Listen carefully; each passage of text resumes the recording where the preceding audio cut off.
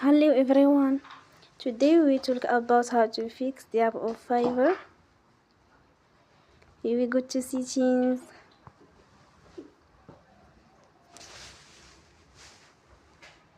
Then we click on apps. After that we search the app Fiverr.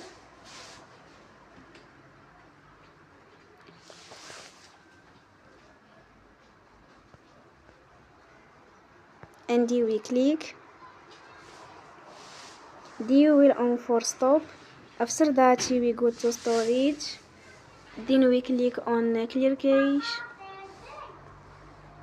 Here we go to Play Store and they will update your app. Don't forget to support us by like and subscribe.